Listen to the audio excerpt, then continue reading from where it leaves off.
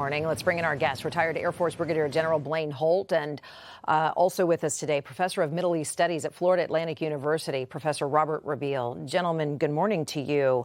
On the heels of Zach's reporting there, we're following the administration's announcement, supposed to be around 1 o'clock today, that they're going to increase these economic pressure points, if you will.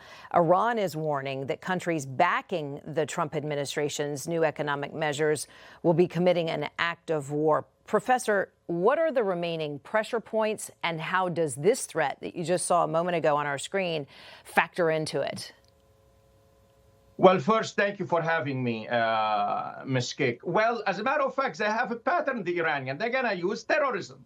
First, I think they are going to try to close Bab el-Mandeb, mainly the Red Sea, and then they're going to use what they used before, mainly hitting certain target, especially certain vital area in the Gulf, to put more pressure on the economy and to put more pressure on our economy. This is what I can see what's happening with the Iranian, what they are going to do. And of course, they are going to tell them, listen, you know, especially those proxy of them, the Houthi, Hezbollah, Al-Hashd al-Sha'bi in Iraq, to go ahead and mainly and continue really to fight, in the areas. This is what I expect from the Iranian regime. And again, you know, the Iranian regime doesn't care about its people, doesn't care about what's going to happen to the Iranian people, really. It's a regime that celebrate what they call shahada or martyrdom.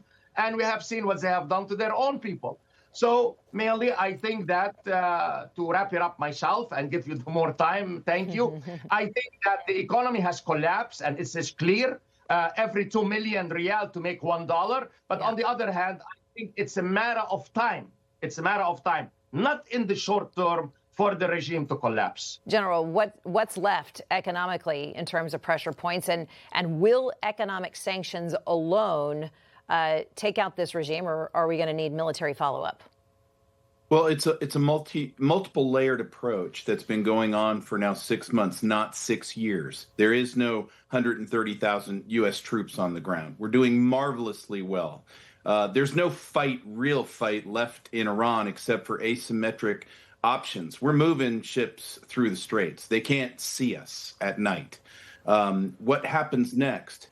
We'll transition out of their asymmetric hits. That means cyber attacks, potential terror attacks around the world, things that are very dangerous still, but this is the last vestiges of a dying beast. And what's going to happen is you're going to see the Iranian people look at the weakness now that the regime has and decide that it's time to take back their own country. I get that the proxies are still dangerous. There's still danger in the region.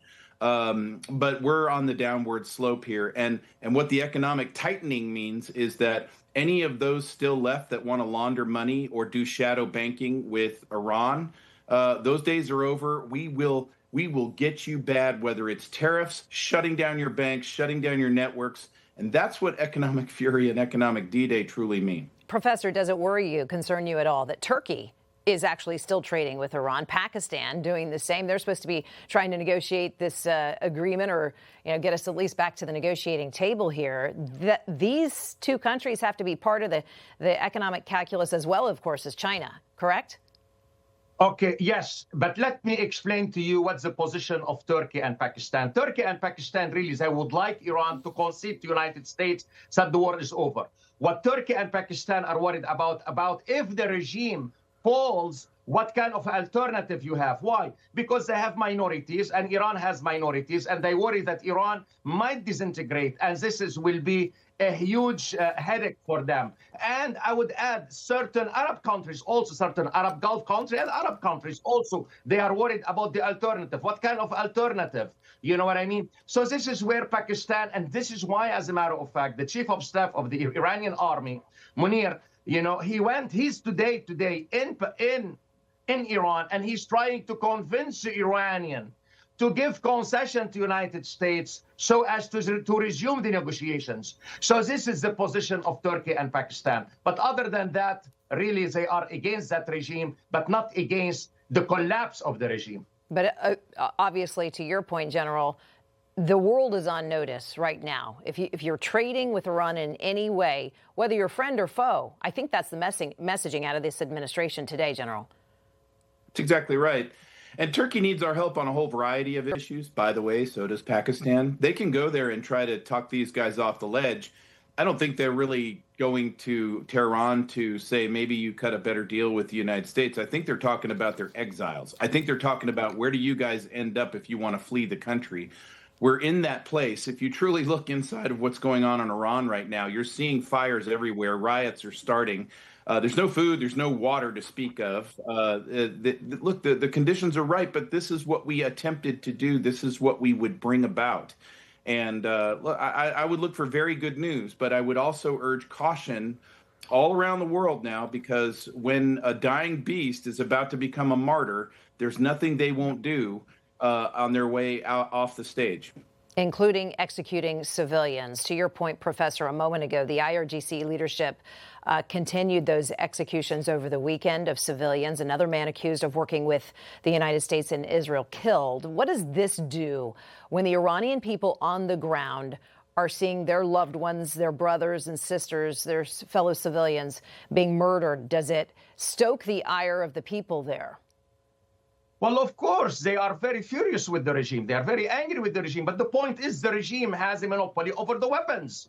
You know, we saw what happened, you know, during the 1990, 1991 Intifada in Iraq. Saddam Hussein was weak, and he killed thousands and thousands of his own people. What I worry about the most, as a matter of fact, the Iranian regime will go ahead, and it has no compunction, no qualms about killing thousands and thousands of Iranians to stay in power. But I agree fully with the regime, with the general now. You know, this is their end of line. This is it. Myself, I worry about the timeline. I worry about the time period.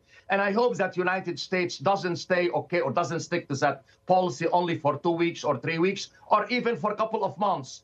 The regime might stay for a few months. We have seen that because today, and I mentioned that to you before, Iran has close to 6,000 kilometers of border. Pakistan, Azerbaijan, Armenia, you know, Iraq.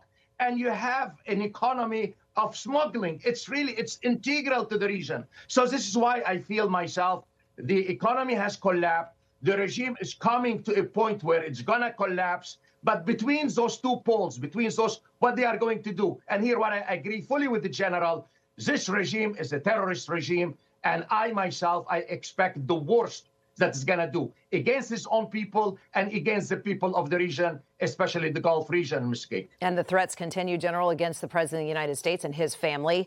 Iranian state media releasing or broadcasting a segment about being able to reach the president's son, Barron. When you watch it, it's chilling.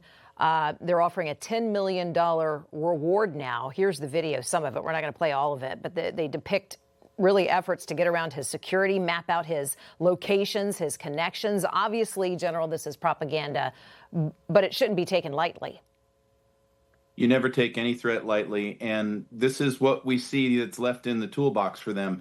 Propaganda, threats, war. I mean, think about how preposterous this is. They even just said if anybody backs up the United States, it's considered an act of war. We're about to get on our offensive anytime. You already lost your part of your army, your Navy, and your Air Force, and now you're going to get on the offensive. So the reason that they're transmitting these types of messages, the reasons they're making these kinds of threats, it's the last-ditch effort to stave off 90 million angry Iranian citizens who want their country back, and they're trying to project strength in their eyes. They're trying to create this illusion that we're locked in some desperate battle.